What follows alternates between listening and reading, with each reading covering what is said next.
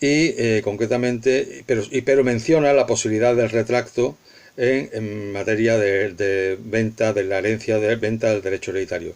Según el artículo 1067, si alguno de los herederos vendiere a un extraño su derecho hereditario antes de la partición, podrán todos o cualquiera de los coherederos subrogarse en lugar del comprador, reembolsándole el precio de la compra con tal que lo verifiquen en términos de un mes a contar desde que esto se les haga saber. Bien, aunque no emplea la palabra retracto, sino podrán subrogarse reembolsándole, en realidad esto es precisamente lo que es un retracto. El retracto es que ante una venta proyectada, el que tiene el retracto se coloca en el lugar del adquirente, cumpliendo todo lo que el adquirente tendría que haber cumplido si se hubiera verificado esa operación. Eso es el retracto. De manera que aquí son los partícipes de la herencia los que se colocan en el lugar del adquirente de una cuota y de esa manera impiden la entrada, el ingreso en la comunidad de un extraño. Lo impiden de esa manera, pero claro, pagando lo que iba a pagar ese extraño. En principio, el derecho de retracto le corresponde a todos los que no disponen de su cuota. Pero claro, puede ocurrir que algunos quieran ejercitar el retracto y otros no. Pues entonces, en ese caso, el retracto se hará por los que hacen uso de ese derecho y no por parte de todos. No es obligado que el retracto sea por parte de todos. Cuando son dos o más los que quieren usar el retracto, el artículo 1522, párrafo segundo del Código Civil dice: solo podrán hacerlo a prorrata de la porción que tengan en la cosa común. El artículo 1522 hay que decir que está pensado para el retracto de comuneros, no para es decir, en una comunidad ordinaria. Sin embargo, es aplicable por analogía al caso del retracto hereditario de cuota, porque la razón es la misma, Bien, y ya para terminar este epígrafe, hablaremos la verdad es que no corresponde a este epígrafe, pero es una figura tan breve de exponer que prefiero meterla aquí. Me refiero al heredero aparente. El heredero aparente es aquel, como dice el nombre, aquel que parece que es heredero, pero realmente no lo es.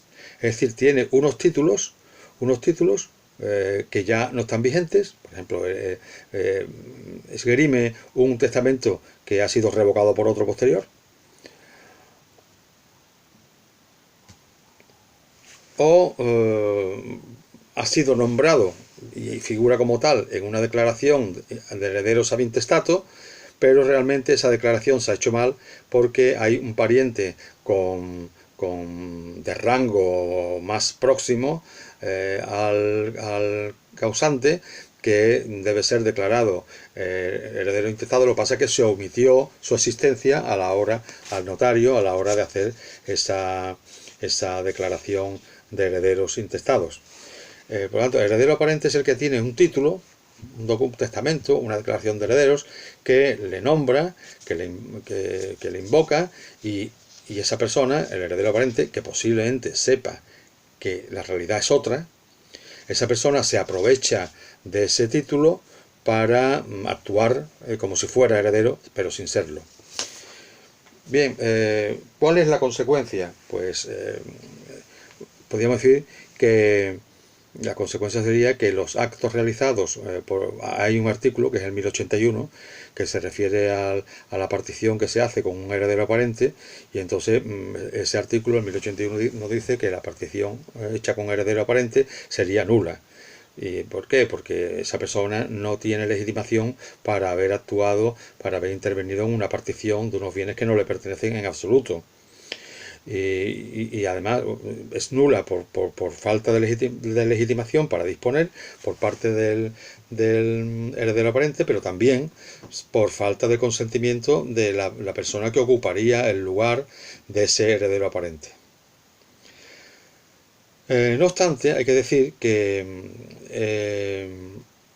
Si el heredero aparente actúa y en actos de disposición, por ejemplo, y hay un adquirente de buena fe que por ser de buena fe ignora la realidad, y ese adquirente cumple los requisitos que la ley le exige, por ejemplo, en el artículo 34 de la ley hipotecaria, inscribe su adquisición en el artículo 364 del Código Civil, recibe la posesión del bien que ha comprado, pues entonces en estos casos esa posesión sería inatacable y la venta hecha en la que ha intervenido el heredero aparente produciría efectos. Todo ello sin perjuicio de la obligación que tendría ese heredero aparente de reintegrar a los perjudicados el importe del deterioro que se haya causado. Pasamos al siguiente epígrafe, 3. La acción de petición de herencia. Bueno, la acción de petición de herencia es una acción parecida a la acción reivindicatoria. Es una acción, una persona es heredero, pero no es poseedor de los bienes, al igual que ocurre con la reivindicatoria. La reivindicatoria es la acción que tiene el propietario no poseedor frente al poseedor no propietario. Pues bien, lo mismo ocurre en la acción de petición de herencia. El heredero lo es, pero no tiene una documentación que le avala, pero no tiene la posesión de los bienes. Y los que tienen la posesión de los bienes retienen esos bienes sin entregárselo al heredero y sin tener motivo que justifique la retención.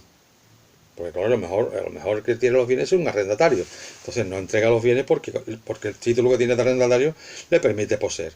Pero si no es arrendatario, si no tiene ningún título que le legitime, está poseyendo, pero con un título inferior al que reclama, y la consecuencia deberá ser que debe ser condenado al reintegro, a la entrega de los bienes hereditarios al heredero que reclama esa herencia, que ejercita la acción de petición de la herencia. Este símil con la acción reivindicatoria es el sentido, podríamos decir que es el sentido propio de la acción de petición de herencia. Pero hay que decir que la jurisprudencia del Tribunal Supremo ha admitido también como acción de petición de herencia una acción que sería más bien de declarativa similar, paralela a la declarativa de dominio en materia de derechos reales. Es decir, no es que el heredero pretenda que se le entreguen las cosas, como en la acción reivindicatoria, sino lo que pretende es que se le declare heredero, se le declare que el heredero es él y no los demandados, y en consecuencia que a partir de ahí pues se le rindan todas las actuaciones que corresponden por ser heredero. Aquí lo que se trata es de declarar que una persona es heredera. Eso, según la jurisprudencia, también sería una acción de petición de herencia. En ambos casos de acción de petición de herencia, en el que reclama la entrega de los bienes o en el que reclama la declaración de ser heredero, en ambos casos se trata de una acción real. Y al tratarse de una acción real, el plazo de prescripción es el de 30 años, que es el plazo de la prescripción máxima, es decir, de la prescripción de inmuebles extraordinaria, de inmuebles sin buena fe ni justo título. Y se esgrime frente a aquella persona que tiene la posesión de los bienes pero no tiene título para retenerlos, como puede ser un donatario, un legatario, un heredero de cosa cierta, que siéndolos están reteniendo bienes que no forman parte ni de su donación, ni de su legado, ni de su herencia de cosa cierta. El plazo de 30 años de prescripción no comienza desde que murió el causante, sino desde el momento en que la persona que posee los bienes se niega a entregar esos bienes, y entonces a partir de ahí es cuando puedes reclamar toda prescripción. El plazo de prescripción comienza desde el momento en que se puede ejercitar una acción. Pues aquí la acción se puede ejercitar desde el momento en que te deniegan la entrega. A lo mejor tú has pedido esa herencia años después de la muerte del causante. Si desde luego ejercitas la acción transcurrido 30 años desde la muerte del causante, pues podríamos decir que esa acción ha prescrito. Pero también recordemos que la prescripción no juega automáticamente, sino que juega siempre a petición de la parte a la que se beneficia de esa prescripción. Y para terminar la clase de hoy, hablaremos del epígrafe cuarto, prueba y constancia registral del derecho del heredero y del coheredero. Bien, hay aquí dos cosas. Una cosa es la prueba de que eres heredero y otra cosa es cómo consta registralmente que eres heredero si todavía no tienes la propiedad de bienes concretos. Son dos cosas distintas. En cuanto a la prueba de ser heredero, pues debemos acompañar la prueba de que eres heredero está basada en dos documentos. En primer lugar, el testamento, que es acto de última voluntad, al testamento, acto de última voluntad, por el cual te nombran como heredero. Segundo documento, el acta de defunción, que expide el registro civil. Tienes que demostrar las dos cosas. No puedes ser heredero si tienes un testamento, sino hace falta también demostrar que ha fallecido el testador. Pero en caso de que no haya testamento, entonces suple su fuerza la declaración de herederos ab intestato, que hace el notario, como ya vimos en su momento. De manera que esa es la manera de probar el carácter de heredero. Hay que recordar que según el artículo 999 del Código Civil, cuando el hecho de que tú exhibas estos títulos, es decir, que trates de demostrar que eres heredero, supone ya eso una aceptación tácita de ser heredero. En cuanto a la constancia registral de la cualidad de heredero, que todavía no es propietario de cosas concretas, sino es titular de una cuota sobre unos bienes hereditarios, yo soy heredero de la tercera parte. Pues bien, la constancia registral varía en función de las circunstancias del caso. Por ejemplo, en el caso del heredero único, todo es sencillo.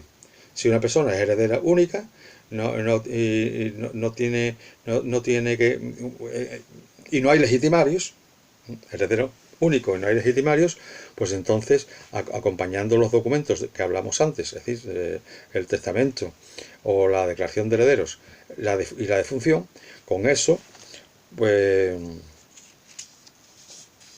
podemos tener la inscripción en el registro, la inscripción de la herencia en el registro de la propiedad. Y se trata de una inscripción inmediata.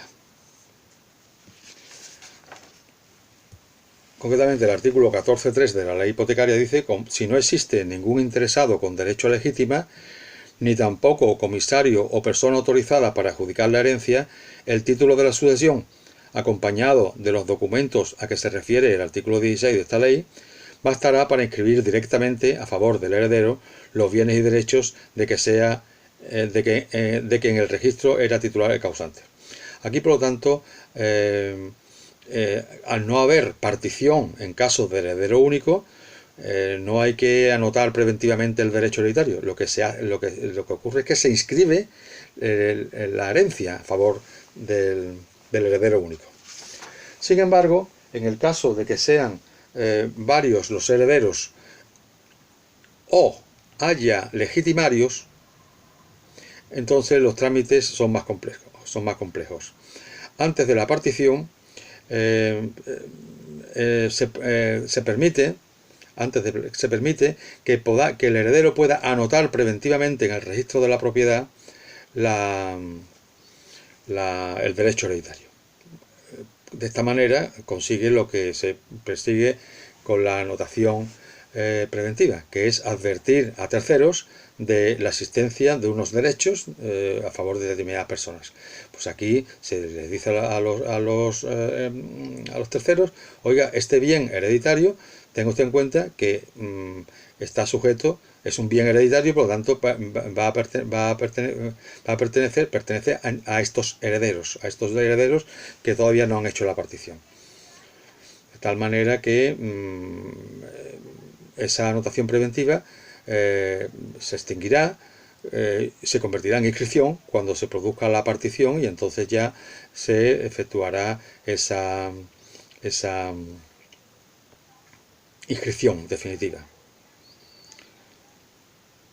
En tanto existe el derecho hereditario anotado preventivamente, puede también, a través de esa anotación preventiva, anotarse preventivamente las transmisiones de cuota, el embargo de esas cuotas que serían objeto también de anotación preventiva. Es decir, sería una anotación preventiva que afecta a otra anotación preventiva, la modifica.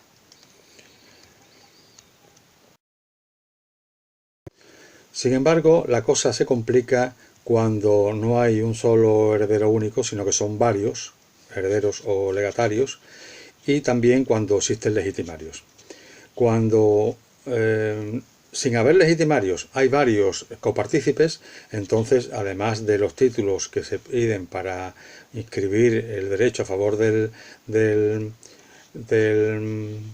heredero único, se exige también el título de la partición, o bien hecha por el causante, o bien hecha de otra manera, por los propios partícipes, o por un contado partido nombrado por ello, o por el juez, o por una de estas causas. Cuando se tiene constancia de la existencia de legitimarios,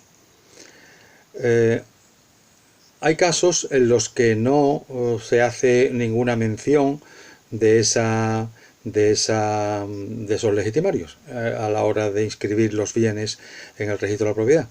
Estos casos son cuando ha sido percibida la legítima, en cuyo caso, pues si la legítima ha sido percibida con algún bien inscrito en el registro, pues se inscribirá la legítima, se inscribirá esa adquisición, pero sin hacer ya mención de la legítima, sino como pago de la legítima, y pues lo mismo que cuando adquiere el heredero único o cuando se adquiere por una partición.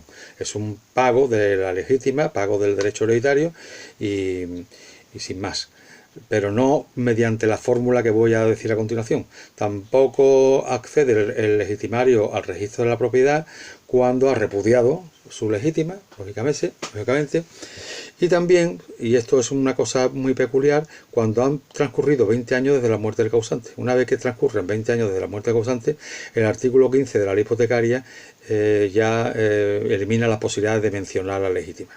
Para los demás casos, es decir, los dos casos que no han sido los tres que he mencionado yo, se debe mencionar la legítima. Mencionar la legítima o hacer una nota marginal. En fin, tiene que haber algún aviso en la inscripción de los bienes en el sentido de que aún no se ha pagado la legítima. Por ejemplo, los titulares, los herederos, que no son legitimarios, o los legatarios, inscriben los bienes, pero como consta que hay legítima, pues a la hora de escribir, pues se hace constar que queda pendiente el pago de la legítima, con lo cual ya los legitimarios constan en el registro de la propiedad, y ya los terceros no pueden decir, oiga, es que yo no sabía que no se había pagado la legítima o que había legitimarios. No, lo sabía, usted lo tenía que saber porque el registro de la propiedad lo ha publicado. El artículo 15 de la ley hipotecaria se refiere, un artículo larguísimo y muy complejo, a estas menciones o notas marginales de la legítima que se hacen en los casos en que procede. También hay que advertir aquí que cuando hay legitimarios y además diversos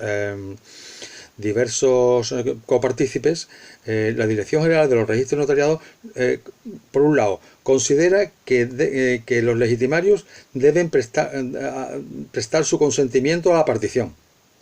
¿Por qué? Porque es que además la Dirección General los considera copartícipes. El legitimario que no ha percibido aún su legítima, según la Dirección General de los Registros, es copartícipe.